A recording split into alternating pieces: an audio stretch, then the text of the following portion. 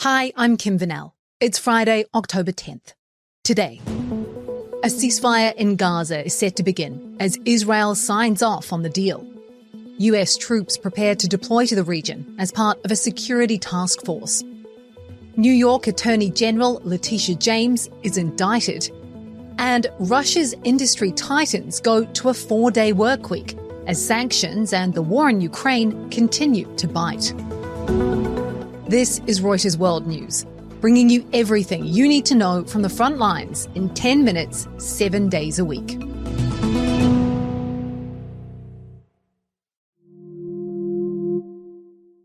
A ceasefire in Gaza will begin within 24 hours after the Israeli government ratified a deal to withdraw its troops in exchange for the release of hostages. Israeli Prime Minister Benjamin Netanyahu speaking alongside White House advisor Jared Kushner and US Special Envoy Steve Witkoff before the vote. And I want to thank you on their behalf as well, and on behalf of the people of Israel. Thank you. Netanyahu had this to say. We know that it's for the benefit of Israel and the United States, for the benefit of decent people everywhere, and for the benefit of these families who will finally get to be with their loved ones. Netanyahu thanked US President Donald Trump for his efforts in brokering the deal, with Trump now heralding this as a permanent end to the war.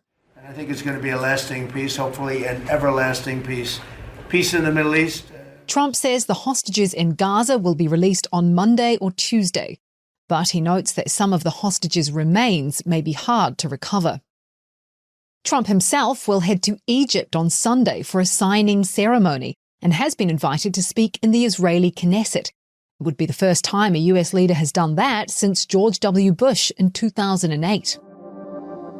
Preparations for what happens next are underway both inside and outside Gaza. On the Gaza border, Israeli tanks could be seen being loaded onto trucks. And in Gaza itself, celebrations are continuing. Emergency workers in Gaza City blasting their sirens, excited over the prospect the millions of people displaced may soon be able to return home. In Israel, meanwhile, Noah Eliakim Raz, head of internal medicine at Rabin Medical Center, says they're preparing to receive hostages. We think of extreme situations, of prolonged captivity underground, and we refresh everything, but we're really ready for every scenario. The UN has already ramped up plans to send fleets of trucks to carry food and medical aid into Gaza.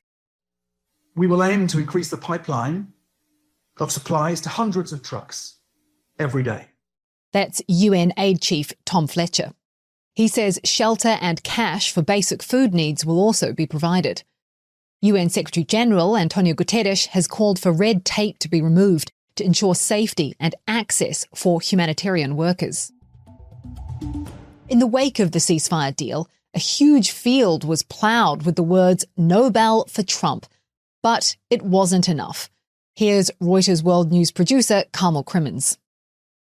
No gold medal for President Trump, Kim, despite lots of not-so-subtle hints. You should be able to get the Nobel. I said I stopped 7 wars. Instead, the prize went to Maria Corina Machado. She's a Venezuelan politician and was barred from running in the 2024 presidential election.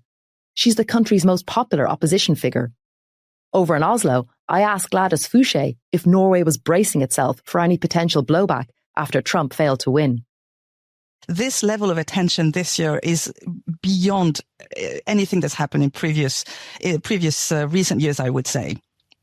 And I think the committee itself would not be worried so much because what they've said is that they're used to the attention, they're used to the pressure, they're used to people wanting to have the Nobel Peace Prize, and that's fair. But the campaign the president, U.S. President Trump has conducted is beyond any lobbying campaign that we've seen in recent years. New York Attorney General Letitia James has been indicted on federal charges of bank fraud and making false statements to a lender.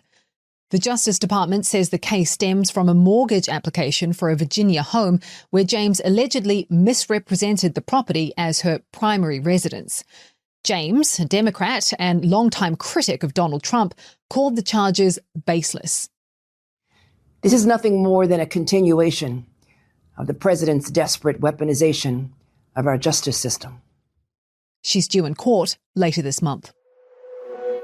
A powerful 7.6 magnitude earthquake has struck offshore in the southern Philippines. Tsunami warnings have been issued and coastal residents urged to evacuate to higher ground. The quake hit near Manay town in Mindanao at a depth of just 10 kilometres. Authorities are warning of possible damage and aftershocks. You can read more on this developing story on Reuters.com or the Reuters app. President Trump's plan to send National Guard troops into US cities is facing mounting legal resistance. A judge in Chicago temporarily blocked the Illinois deployment, saying it would add fuel to the fire. A similar block has already been handed down in Portland, Oregon, although that one looks set to be set aside in a federal appeals court. These cases could reshape how and where the president can use military force. Unemployment claims in the US ticked up last week, and economists think the government shutdown may be to blame. Contractors are starting to file for benefits, and with official data paused, estimates are filling the gap. Claims rose to around 235,000, still low overall, but likely to stay elevated until Washington reopens. And in Russia, some of the biggest industrial companies are putting employees on furlough or cutting staff as the war economy slows, domestic demand stalls, and export markets dry up. Guy Falconbridge is our Russia bureau chief. So there are lots of companies in Russia which are moving the work week to 4 days instead of 5, and that's largely driven by sort of a group of factors. So one, obviously sanctions. Two, sometimes like export markets. And they're doing this because ultimately they don't want to have to sack large amounts of people, but they're facing a large amount of costs and reducing revenues because of export markets, because of sanctions, because of the slowdown in the economy, slowdown domestic demand. Guy says Putin disagrees that the economy is approaching stagnation. He has said that the economy is actually probably through the worst. But of course, for the Kremlin, this is actually quite a sensitive topic because you do not want large amounts of workers kicked out of their jobs. And so the companies, in a way, are in between this. They will be under pressure from the Kremlin not to sack large numbers of people. And there's a geography as well in the former Soviet Union. There are a lot of these towns where these companies are the only employer. What essentially would happen if push really came to shove is that the Kremlin would essentially pour money into some of these industries because they're just too important.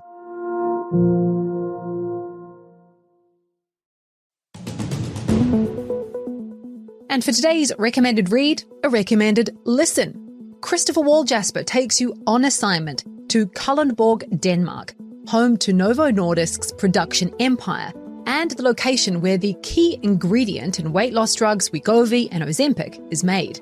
Tune in on Saturday to find out how this Danish town, nicknamed Novo Town, is bracing for job cuts as the town's fate continues to depend on the pharma giant.